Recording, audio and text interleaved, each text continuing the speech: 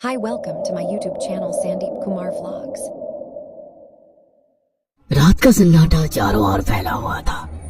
Truck highway पूरा सुनसान था। चारों ओर ठंड से हाड़ कपा देने वाली ठंड चल रही थी। हाईवे के चारों ओर घना जंगल था। उसी हाईवे पर एक मर्सिडीज दौड़ रही थी। उसमें 3 लोग सवार थे, राहुल, निधि और उनकी 10 साल की बेटी तानिया। राहुल अपने दोस्त सैफ के घर ईद की पार्टी में शामिल होने के लिए गया था और पार्टी करके घर लौट रहा था। निधि ने मुस्कुराकर ड्राइव करते हुए राहुल से कहा, कुछ भी कहो राहुल, आज तो ईद की पार्टी में मजा आ गया। हाँ, मेरा दोस्त बहुत ही बिंदास और हंसी मजाक करने वाला व्यक्ति है। मैंने देखा उसके घर पर शहर की एक से एक बड़ी हस्ती थी, मगर फिर भी वो उन सबको इग्नोर करके हमें इम्पोर्टेंस दे रहा था। हाँ, देगा क्यों नहीं, आखिर मेरा दोस्त जो है। सच में राहुल, अमेरिका से इंडिया लौटकर बहुत अच्छा फील हो रहा है। वैसे तुम्हारा दोस्त सचिन अभी तक नहीं आया अमेरिका से?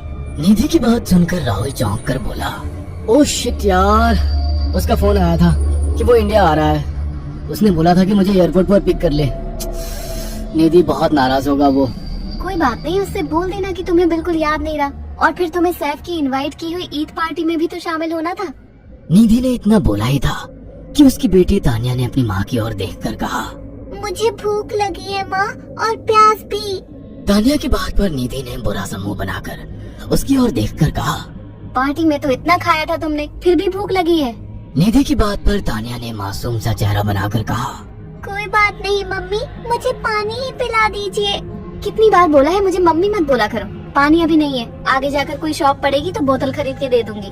निधि की बात पर राहुल ने मुस्कुराकर कहा, छोटी बच्ची है निधि, इतना नाराज होना सही नहीं है। राहुल ने इतना कहा ही था कि अचानक एक काली परछाई राहुल की कार के सामने आकर खड़ी हो गई। राहुल के पैर अचानक ब्रेक पर पड़ गए।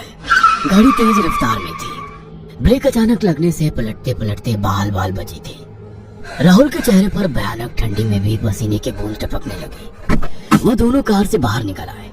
निधि ने डरते हुए कहा, आखिर कौन था ये? ऐसा लगा जैसे कि कोई भयानक काली परछाई मेरे कार के सामने आकर खड़ी हो गई हो। वो दोनों काली रात के सन्नाटे में इधर उधर देखने लगे। तभी निधि को एक घने पेड़ के पास तो चमकीली हुई आंखें दिखाई दी। उसकी आंखें बिल्कुल भेड़ियों की तरह लग रही थी। निधि ने चीखते हुए राहुल से कहा, राहुल देखो कौन है वो, जल्दी से गाड़ी में बैठो, मुझे बहुत डर लग रहा है। राहुल ने उस तरफ देखा तो उसके रोंगटे खड़े हो गए।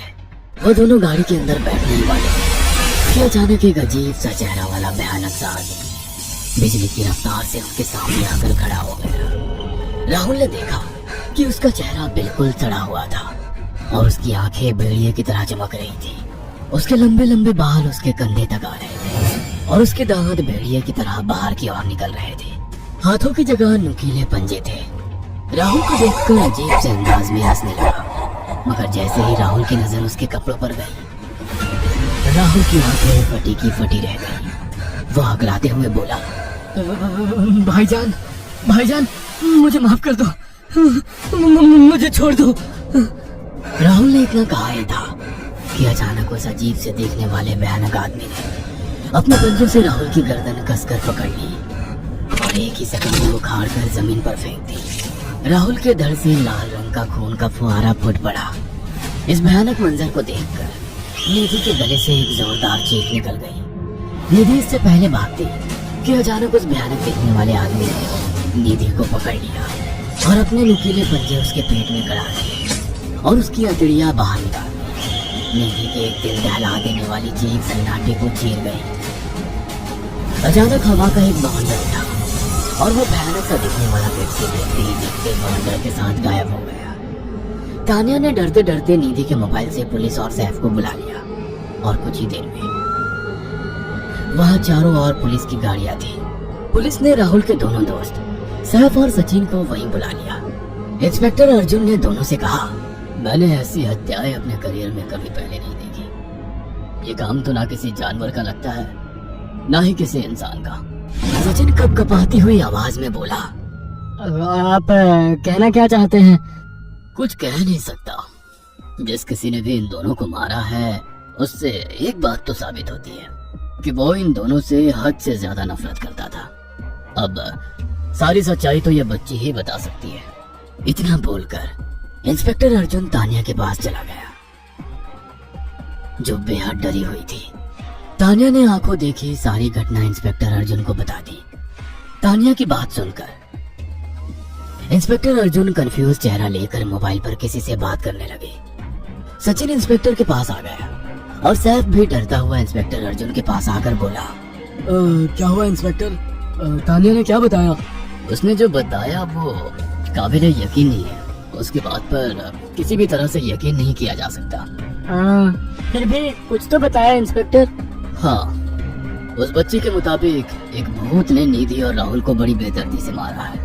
इंस्पेक्टर की बात सुनकर दोनों बुरी तरह से चौंक गए। क्या मतलब है इस बात का? बच्ची बेहद डरी हुई है। हम आगे की तफ्तीश जारी रखेंगे। निधि और राहुल तो चले गए, अब तानिया को मैं रख लूंगा। नहीं, राहुल मेरा अच्छा दोस्त था। तानिया अब मेरे साथ रहेगी। देखिए, बच्ची के माँ बाप अब इस दुनिया में नहीं है और आप दोनों भी शादीशुदा हैं। मुझे नहीं लगता कि आप दोनों बच्चे की सही से देखभाल कर सकते हैं। मेरी कोई औलाद नहीं है। मैंने अपनी पत्नी को फोन कर दिया है, वो भी IPS ऑफिसर है। ये बच्ची आज से मेरे साथ रहेगी। उसका मासूम चेहरा मेरे दिल में उतर गया है। अब तुम दोनों जा सकते हो। पूछताछ के लिए मैं जब भी तुम्हें बुलाऊं तुम दोनों आ जाना। इंस्पेक्टर ने ये बात बोली ही थी कि अचानक वहाँ पर मौसम बदल गया। चारों ओर काली घटाएं छा गई और एक भयानक बवंडर उठा और देखते ही देखते सब पुलिस वालों के सामने वो भयानक चेहरे वाला आकार सबके सामने खड़ा हो गया। उसको देखकर सबके रोंगटे खड़े हो गए। देखते ही देखते उसने अपने भयानक पंजे सैफ की आंखों में डालकर उसकी आंखें निकाल ली।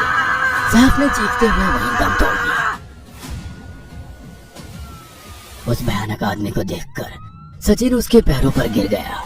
तुम तो भाईजान से कपड़े पहने हो। मैं समझ गया, तुम भाईजान हो।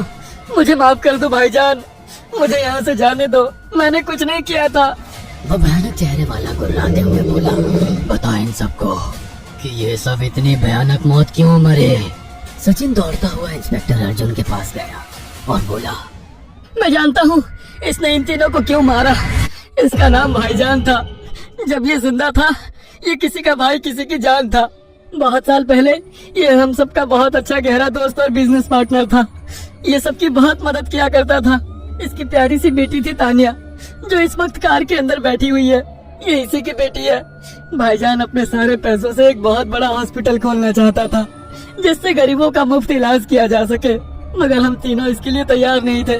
हमारी नीयत उसकी दौलत पर खराब थी और एक दिन हम सब धोखे से ईद के दिन भाईजान को यहाँ ले आए और इसे मारकर फेंक दिया। तो फिर तुम सबने इसकी बेटी को क्यों जिंदा छोड़ दिया? हमें बाद में पता लगा कि भाईजान ने सारी जायदाद अपनी बेटी के नाम कर दी है, इसीलिए हमने भाईजान की पत्नी को भी मार दिया। और तानिया का तुम 18 साल की उम्र पूरी करने का इंतजार कर रहे थे ताकि सारी जायदाद अपने नाम करा सको और बाद में उसे भी ठिकाने लगा सको। इसी के लिए तुम दोनों इस मासूम बच्ची को अपने साथ रखने की जिद कर रहे थे। जी, आपने बिल्कुल सही कहा। हम तानिया को भी इसी जगह लाकर मार देते। सचिन की बात सुनकर इंस्पेक्टर अर्जुन की आंखों में खून उतर आया। इंस्पेक्टर अर्जुन के कुछ कहने से पहले ही भाईजान बिजली की रफ्तार से इंस्पेक्टर अर्जुन की आंखों के सामने से सचिन को पकड़ कर ले गया और उसके शरीर के टुकड़े टुकड़े कर दिए और हवा में उठे एक तेज बवंडर के साथ गायब हो गया। सारी घटना इंस्पेक्टर अर्जुन की आंखों के सामने हुई थी। तानिया को इंस्पेक्टर अर्जुन और उसकी पत्नी ने अपनी बेटी की तरह पाला। अगर आपको हमारी ये कहानी पसंद आई हो तो इसे लाइक और शेयर करना ना भूलें। साथ ही ऐसी और नई कहानियों के अपडेट्स पाने के लिए हमारे चैनल अक्षु टीवी को जरूर सब्सक्राइब करें।